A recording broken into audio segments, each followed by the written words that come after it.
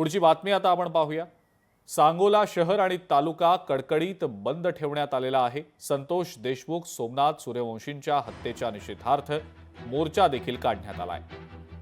हत्येला जबाबदार सर्व आरोपींना फाशी झालीच पाहिजे अशी सांगोला ग्रामस्थांनी मागणी केलेली आहे। राज्यातला सर्वात मोठा जनावरांचा आठवडी बाजार सुद्धा आज बंद ठेवण्यात आला।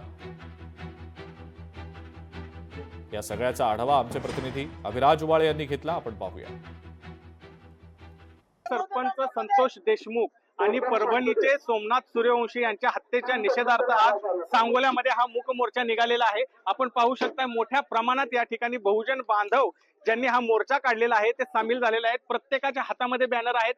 क्रूरता करणाऱ्यांना कठोर शिक्षा झालीच पाहिजे, क्रूर कर्मा वाल्मी करायला फाशी झालीच पाहिजे, अशा प्रकारचे बॅनर मोठ्या प्रमाणात या ठिकाणी या मोर्चामध्ये दिसून येत आहेत। धनंजय मुंडे गो बॅक असे देखील बॅनर या ठिकाणी आहेत। आणि विशेष म्हणजे ज्यांनी हा लढा उभा केला आणि शेवटपर्यंत लढतायत ते छत्रपती संभाजीराजे असतील, दीपक केदार असतील, आमदार सुरेश धस, आमदार संदीप क्षीरसागर यांच्यासह अंजली दमानिया यांचे देखील फोटो आपल्याला या बॅनरमध्ये दिसून येत आहेत। आज सांगोला शहर आणि तालुका कडकडीत बंद पाळून या ठिकाणी शहीद संतोष देशमुख आणि सोमनाथ सूर्यवंशी यांच्या हत्येचा निषेध करण्यात आलेला आहे आणि जे यामध्ये दोषी आहेत त्यांना फासावर लटकवण्याची मागणी आज सांगोला तालुक्याच्या वतीने करण्यात आलेली आहे।